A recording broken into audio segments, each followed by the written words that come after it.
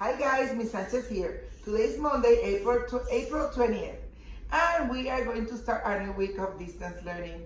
I hope you had a great weekend, and I hope that you were able to understand a little bit of that tree diagram. I know, guys, that it's not easy. I know it was a challenging concept, but this was the one that you were supposed to complete at home, and now I'm going to complete it with you in case you have any questions about it. Sounds like a plan? All right. Let me read this story. Jeremy has a bag containing 8 green, 5 blue, and 7 red marbles. Complete a tree diagram that shows all the possibilities of Jeremy randomly choosing one marble, replace it, then randomly choosing another marble. And before we answer the 3 questions, the first thing we're going to do is complete our tree diagram. As you can see, I put magnets here representing the colors. So he has green, those are the possible colors. Green, blue, and red. That's the first information that you put into your tree diagram. Now, he could get green and green. He could get green and blue, or green and red. Let's see, if he takes the blue out first, he can have blue and green, blue and blue, or blue and red. The third possibility, if he takes the red one first, he can get red and green, red and blue, and red and red. Got it? Those are the possibilities. Now you know that we need to turn those into fractions. So the probability of getting green, and this is before you answer the questions, the probability of getting green will be 8 over the total amount of marbles, which are 20. Correct? Are there 20? Yes, I think they are. Now that's green.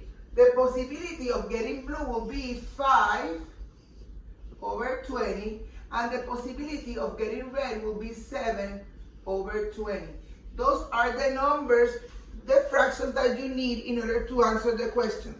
Question A.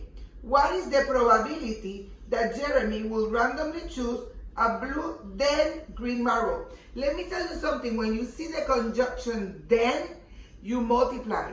If you see the one and, you add.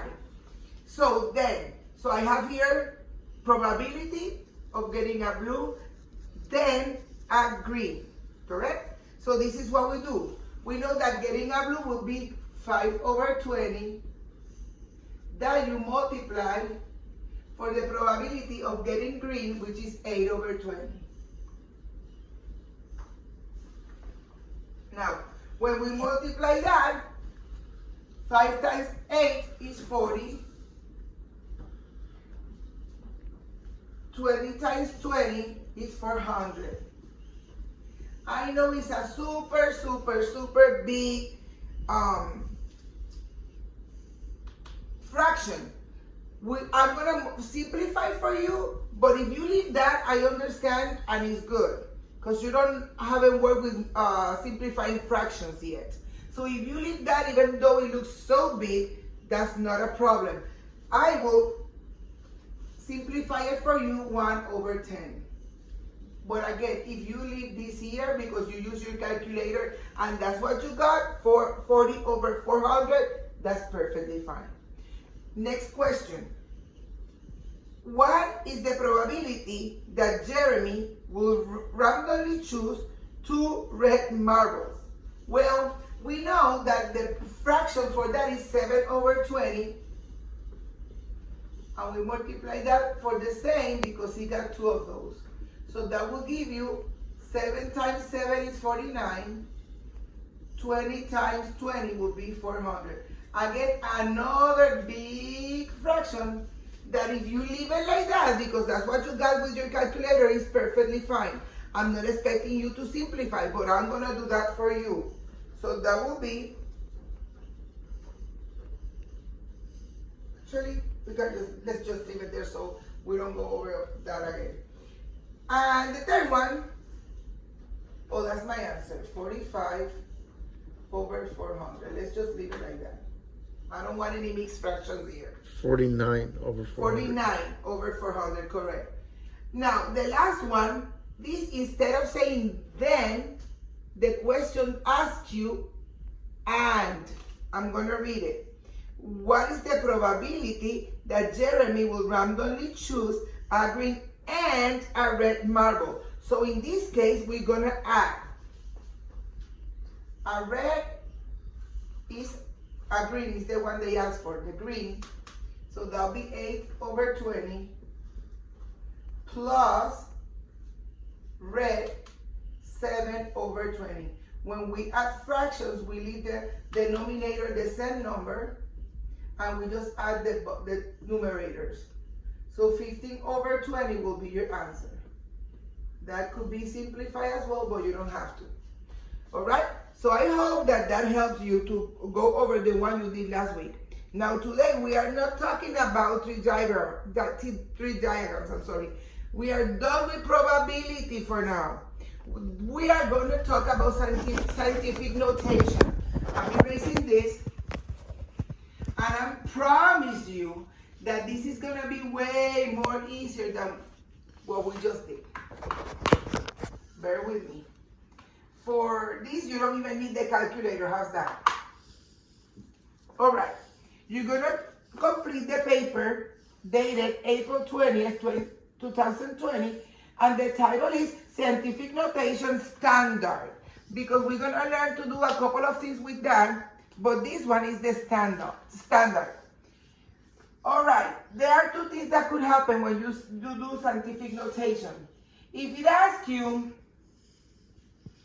to do this, 3.25 times 10 to the second power in scientific notation, the exponent is 2. That is going to tell you how many spaces you are going to move your decimal point.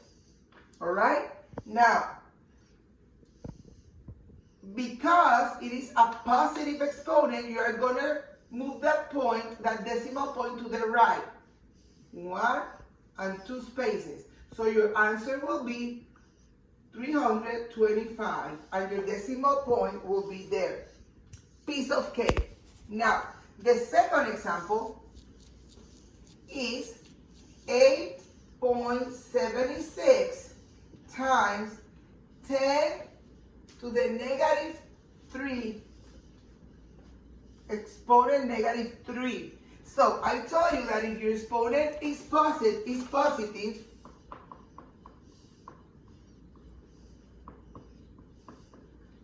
you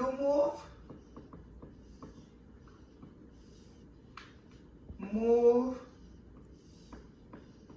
to the right. Now, your exponent here is negative. You move to the left. To the left, to the left. All right, so here is my number, 8.76. My decimal point is here. I'm going to move 1, 2, 3 spaces. And you're going to say, Ms. Sanchez, there's nothing there. That's why you're going to do decimal 00876. You just move it. He was here. 1, 2, 3 spaces. Easy. Again, when you're turning those numbers into standard form using the scientific notation, if your exponent is positive, you just need to move that decimal point to the right. If your exponent is negative, you move that decimal point to the left. And you don't have to do these things that I do. You just can just write the number. I did all those arches in order for you to see the movement, but you don't have to write them. I hope you do well. Now you're on your own. Thank you, guys. See you tomorrow.